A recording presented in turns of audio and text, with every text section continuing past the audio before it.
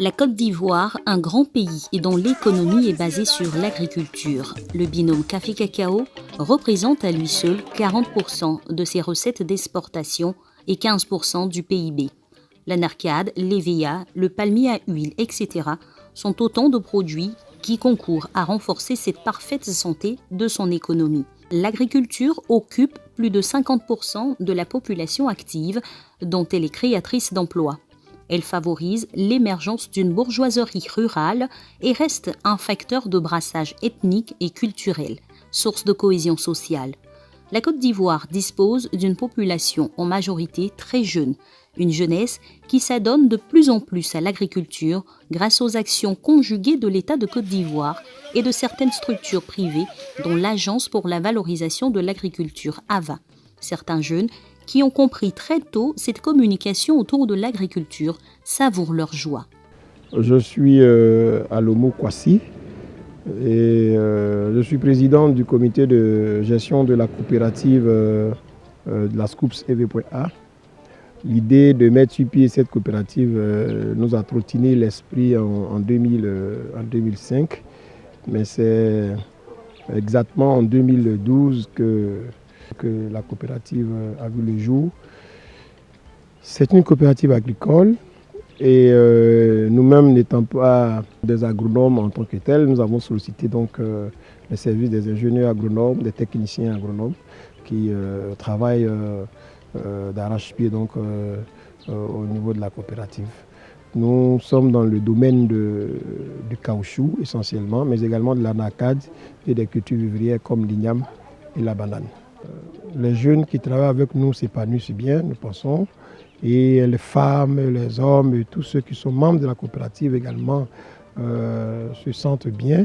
C'est une bonne action, nous pensons, que nous menons. Pour nous, à notre niveau, nous luttons contre la pauvreté. Nous savons que la terre est très nourricière et donc pour cela, nous encourageons véritablement les uns et les autres à s'intéresser donc à l'agriculture. En effet, grâce à l'agriculture, ils arrivent à participer au développement de leur localité. Le tout n'est pas forcément de penser écoulement de nos produits, mais nous pensons aussi que nous pouvons nous mettre ensemble pour penser par exemple à des solutions comme la semi-transformation du caoutchouc sur place, parce que plusieurs pays le font déjà, pourquoi pas nous. Et donc nous menons des réflexions dans le cadre de l'APRESAPSI, des projets comme la copropriété. Nous construisons des écoles, nous construisons des stations, nous construisons des ponts bascules. Nous en avons déjà construit. Le premier pont bascule que nous avons fait est situé à Guiglo, sous préfecture des Agnès précisément, et dans le village de Glogui-Béoué. C'est l'un des plus grands ponts de l'Ouest. Et nous avons notre école, notre collège que nous avons construit dans la région de Mbayakro, précisément à Banguera. Nous pensons que ces projets vont se poursuivre. Donc pour toutes ces choses-là, les amoureux de l'agriculture que nous sommes mis ensemble et nous pensons qu'il y en a encore qui sont encore hors de la copropriété et nous les invitons à nous rejoindre dans la copropriété pour que nous puissions faire le développement de notre pays ensemble. Notre équipe de reportage s'est rendue à Zagné, dans le département de Guiglo, pour visiter le site du pont bascule installé par Côte d'Ivoire Copropriété, une association regroupant des jeunes agriculteurs et bien d'autres personnes désireuses de participer au développement de leur pays. Sur place, des braves paysans travaillent dans une belle ambiance. On ne se déplace plus. Quand on enlève le caoutchouc en brousse, on amène directement au point ici à Glogui-Béoué. Donc, avec cela, on se débrouille ici, on met les enfants à l'école et on aide à payer des pagnes pour les femmes aussi et met les amis aussi à travailler. Non, il vient, il monte avec le véhicule. Donc, il m'a versé le VA et il vient monter vite. On prend le poids du camion. Donc le poids de VA là s'assoit. Donc il prend le récit pour aller prendre l'argent. Vraiment ça nous arrange beaucoup, on ne sait pas quoi dire encore. Voilà, parce qu'avant on souffrait, mais maintenant, depuis le pont là, ça est là, bon, vraiment ça nous arrange très beaucoup. Une belle opportunité d'emploi pour les jeunes et les femmes. Moi, c'est Kofiaya Agnès. Je suis agent peseur au pont de Glogui-Béoué sur la route de Taï. Voilà. Je suis agent peseur. Le matin, quand je viens, j'allume les appareils. En tout cas, quand le camion vient, je pèse. Il va déverser. Il revient prendre son poids vide. voilà, pour voir le poids net du caoutchouc. Et puis, il descend, je donne le ticket aux payeurs, en tout cas ceux qui détiennent l'argent, pour payer les planteurs. Et puis, c'est comme ça. Ouais, le tonnage, ça varie, parce que la production, souvent, c'est par mois. Voilà, c'est un truc qui est par mois, donc quand on tend vers la fin, voilà, à partir du 10, 15 jusqu'au 20, on peut avoir au moins 30 tonnes, 40 tonnes par jour. Voilà. Maintenant, quand d'ici au 30 là-bas, souvent on peut avoir les 45 tonnes. Nous les jeunes, on est allé à l'école, on est là, il n'y a rien. Mais ça, s'ils ont créé ça aussi, ça peut nous aider. Même s'ils peuvent même faire dans un autre coin aussi, ça peut aider encore. Souvent les femmes, elles sont là, elles chargent. Ça aussi, ça leur rapporte. Voilà, donc c'est bénéfique aux gens, aux entourages, la population bénéficie. Les jeunes qui viennent, on les appelle les pisteurs, qui parlent avec les planteurs. Et puis eux, j'envoie le caoutchouc. Tout ça aussi, ça rapporte. Chaque matin, je prends moto, je m'en vais dire à les planteurs, venez, il y a des ponts ici.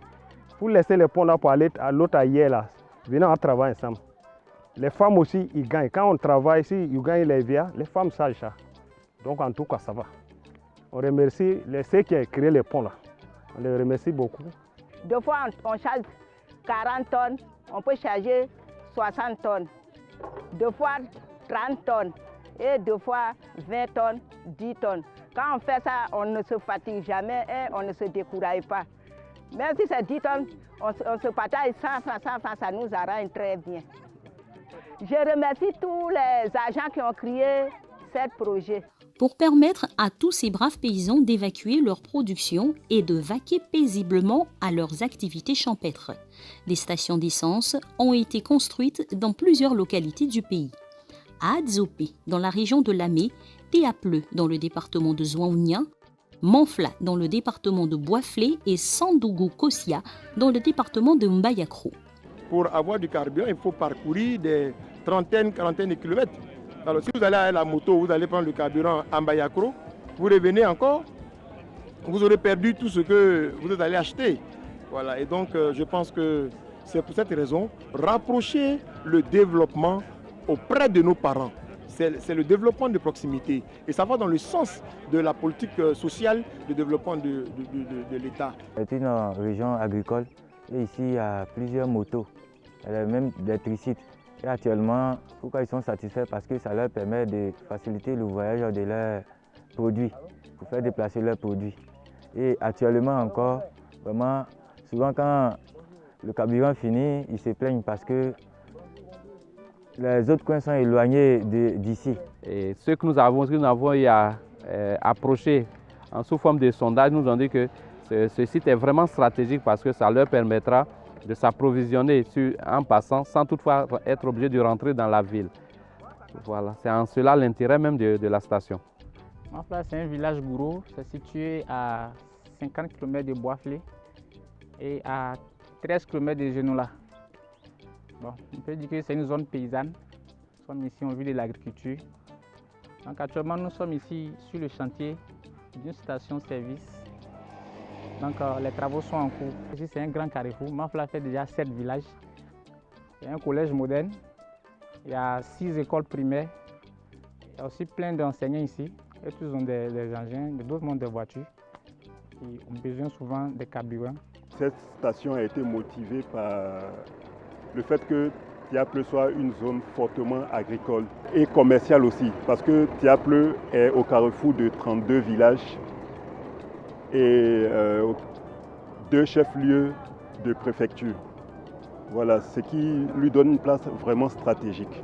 Imaginez quelqu'un qui est dans un village à 6 km de Théapleu, qui est obligé d'aller jusqu'à Zonien, à 15 km encore, pour avoir du carburant, ou à Danané à 25 km. C'est pas évident. Et donc ce projet, tout le monde prie que le projet de la station de Théapleu aille à son terme. Une grande satisfaction pour les populations. De Théapleu à Danané, ça fait 28 km. De Théapleu, Zonouin, ça fait 28 km. À Théapleu, il y a les camions qui roulent. À Théapleu, il y a les motos qui roulent. Il n'y a pas de carburant. À Tiapleu encore, il y a les machadis qui sortent, les cacao, les cafés. Avant l'arrivée de la station, franchement, on dépensait plus pour évacuer nos produits. On dépensait plus, on partait à Dandané, à Zonye pour chercher du carburant. Franchement, ça nous fatiguait. Mais aujourd'hui, avec l'arrivée de la station, franchement, les frais sont moins coûteux, on arrive à s'en sortir. Et puis encore, ça fait que nos parents, ils viennent beaucoup avec leurs produits, les gens vont chercher. Il y a une nouvelle station à Manfla. C'est une joie pour Manfla. Nous, on a besoin de carburant. Si on veut avoir du carburant, il faut te déplacer de 15 km pour avoir du carburant. Il y a des gens qui veulent venir vers nous ici pour venir acheter nos produits. Mais on a besoin de carburant. Quand c'est comme ça, ce n'est pas facile d'acheter nos produits. Vraiment, donc nous remercions beaucoup M. Alomo Kwasi. Mais la semaine passée, il y a qui sont venus ici pour venir prendre les renseignements ici pour que, à la fin de cette campagne de l'ANACAD, pour qu'ils viennent payer nos produits ici. Mais la première chose, nous avons demandé d'abord, d'ici Mayakro, c'est combien de kilomètres? Donc maintenant, moi, je lui ai dit que non, que d'ici Mayakro, c'est 36 km. Il dit, mais et maintenant, si on a besoin de carburant. Il a dit, mais ça là, c'est pas facile, c'est pas facile. Donc, ils sont découragés. Bon, hier, j'étais ici. Maintenant, comme ils ont pris que non, qu'on a eu une station de nous ici, donc ils sont très contents. Avant, on partait prendre carburant à 36 km en Bayakro ou bien à Prikro. Maintenant, on a une station à Sandou aussi. Donc, nous sommes très ravis. Oui, la station a une grande importance parce que quand les gens qui viennent pour prendre le carburant, toujours, ils ont de quoi payer au village. D'autres paient des ignames, d'autres paient du riz. Donc, ils voient que vraiment ça sort. Nos produits sortent bien, très bien. Ces infrastructures offrent également des emplois aux jeunes. Au plan économique, la station a engendré pas mal d'emplois parce qu'à côté de la station même, il y a les détaillants. Voilà. Quand on est venu, il n'y avait qu'une dizaine de détaillants. Actuellement, on ne peut pas compter parce qu'ils ont dépassé la trentaine. Il est plus facile de prendre du carburant à côté pour revendre. Et Dieu seul sait combien de bénéfices ils se font à revendre le carburant. J'encourage les agriculteurs, le monde paysan à se mettre ensemble pour créer des projets innovateurs, des projets porteurs d'avenir. Je remercie EVA Scoop d'avoir créé cette entreprise. En tout cas, ça donne du boulot à la jeunesse. Et je les invite à créer assez de stations pour donner aussi du boulot aux autres personnes. Moi, je suis un revendeur de carburant. Que de se déplacer ici, ici, Danana, aller payer le carburant, la route n'est pas bonne, on a plein de problèmes. Nous les agriculteurs, nous prenons le carburant là-bas avec la jeunesse pour revendre, pour avoir quelque chose pour nourrir nos familles. Ici à Tiap, ici, ça nous arrange qu'il y a une station ici, ça nous arrange beaucoup.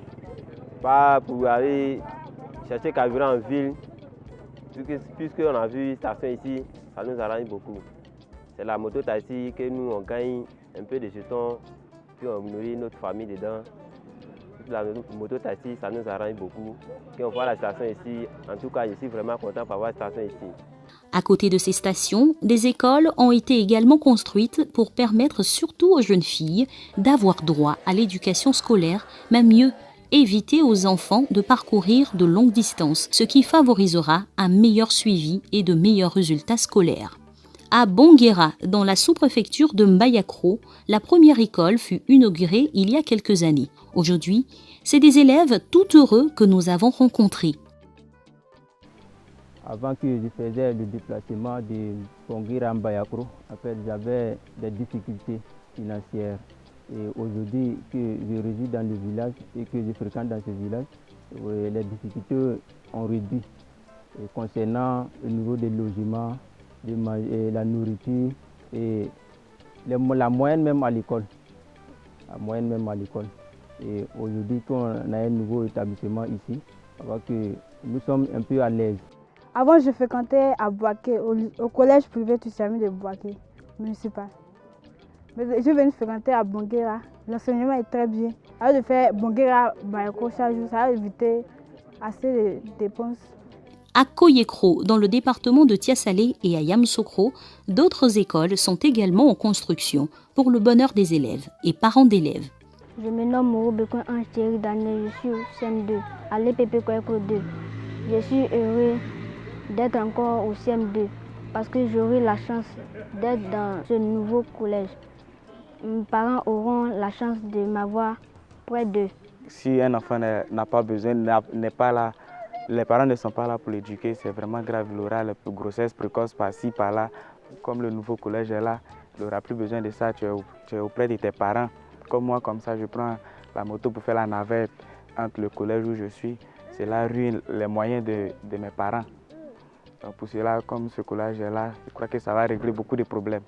L'école en construction est une très bonne chose. Parce qu'aujourd'hui, nos parents paysans ont aussi des ambitions à atteindre. Aujourd'hui, les champs sont vieillissants. Si ils atteignent certains projets comme la construction d'une école, je pense que c'est une très bonne chose. Ça peut quand même assurer l'avenir des enfants de ces paysans. Les bâtiments que nous allons réaliser vont comprendre au total 17 classes, y compris l'administration, une infirmerie, plus une cantine.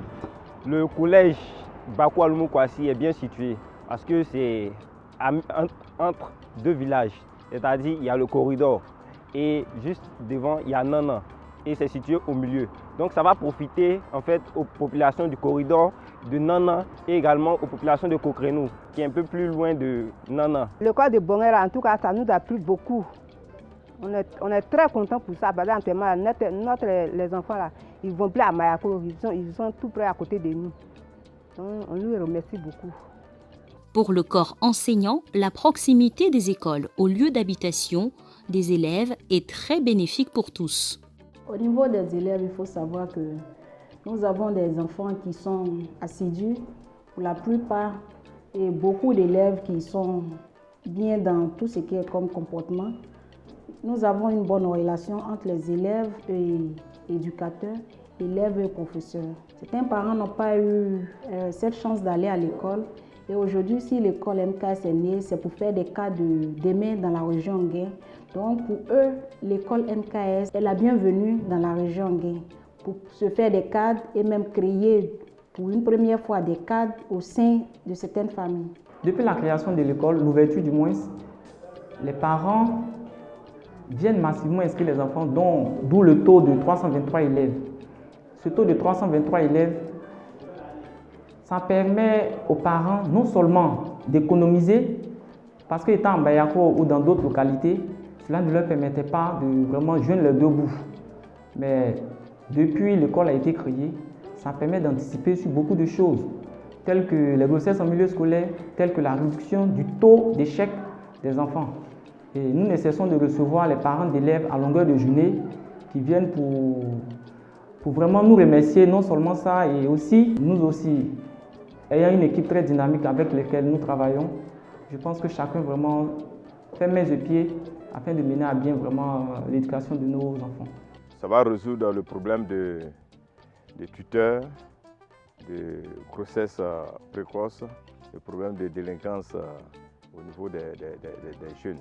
Vu l'engouement suscité par ces projets auprès des populations, les responsables de Côte d'Ivoire Copropriété envisagent étendre leurs actions dans plusieurs autres localités.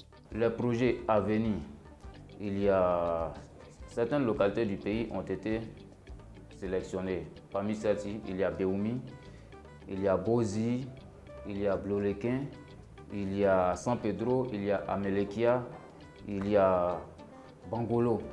Ce sont les projets à venir. À long terme, nous envisageons, nous étant sur tout le territoire ivoirien, et accroître nos capacités en station. Voilà, voici un peu le projet à long terme. Mais au fur et à mesure, nous allons aller pas à pas. Pour cette année, c'est 10 stations qui sont prévues. L'année prochaine, le comité directeur va s'asseoir pour élaborer une autre stratégie et relancer encore notre groupe de projets.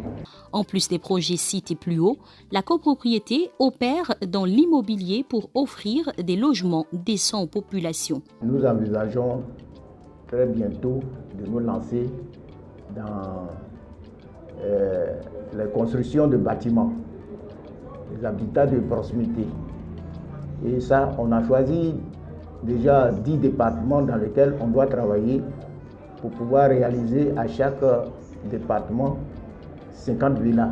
Le commissaire général de Côte d'Ivoire Copropriété, Ondri Évariste, nous situe sur les motivations réelles de tous ces projets. La Côte d'Ivoire Copropriété est née d'une idée de fonctionnaires qui, amoureux de l'agriculture, se sont investis dans la création de plantations à travers la SCOOPS EV.A. L'appétit venant en mangeant, ils ont construit des pompes bascules pour faire la collecte de caoutchouc. On a construit, on a vendu. Il est arrivé un moment où en Côte d'Ivoire, on a traversé la crise de l'agriculture. Notre volonté d'aller vers les populations rurales nous ont amenés à réfléchir. Qu'est-ce qu'il faut faire pour pouvoir toujours satisfaire nos parents paysans? Il y a eu des besoins que nous avons constatés. Le besoin en termes d'investissement éducationnel. Il y a eu des besoins en termes de ravitaillement en énergie. L'idée nous est venue alors de créer des entreprises pour pouvoir exploiter ces domaines, pour pouvoir venir en aide à nos populations dans ces localités. C'est comme ça que nous avions construit les écoles MKS. Nous avons construit les stations de Zagné, de Théapleu, les stations de Ouassadougou et nous continuons de construire des stations. Des projets ouverts à tous ceux qui souhaitent être partenaires afin d'offrir des opportunités d'emploi aux jeunes. On construit ces œuvres, on les réalise pour le bonheur, de nos populations qui ont un problème que nous venons résoudre. Il y a aussi nos partenaires qui nous ont fait confiance, qui nous ont apporté leur argent. Ces personnes, l'exploitation de ces œuvres leur permet d'avoir de l'argent, de se faire de l'argent, d'où les copropriétaires qui sont. Après eux, croyez-moi, c'est aujourd'hui une centaine de personnes que Côte d'Ivoire Copropriété emploie à travers toute la Côte d'Ivoire. Nous envisageons d'ici la fin de l'année 2021 embaucher au minimum 200 à 300 personnes pour pouvoir résoudre le problème de chômage aujourd'hui en Côte d'Ivoire. Tout n'est pas d'aller à la fonction publique. Ces jeunes diplômés, il suffit de taper à la porte de Côte d'Ivoire Copropriété, vous aurez quelque chose à faire. Dans cette vision triennale, vous voyez, nous développons des projets tels que l'achat de caoutchouc, la collecte de caoutchouc. Cette année, nous avions eu avec de grandes entreprises des tests de collecte qui nous ont permis de mobiliser 500 tonnes de VA par mois. Avec la fin de la campagne, nous sommes en train de négocier des marchés de 2000 à 5000 tonnes de VA à collecter par mois. Ce sont des jeunes techniciens, ce sont des chauffeurs, ce sont des agents de pesée que nous allons recruter. Tout ça pour participer au bonheur des Ivoiriens, au bonheur de toute la population de Côte d'Ivoire. Et très bientôt, dans toutes les régions de la Côte d'Ivoire, nous allons monter des projets de transport en année 2021 où vous aurez 50 taxis dans toutes les villes. Nous allons les mettre à la disposition des jeunes. Après la visite de tous ces sites, nous pouvons conclure que les jeunes Ivoiriens sont effectivement engagés à participer au développement de leur pays. Vivement que des initiatives d'une telle envergure soient encouragées et accompagnées.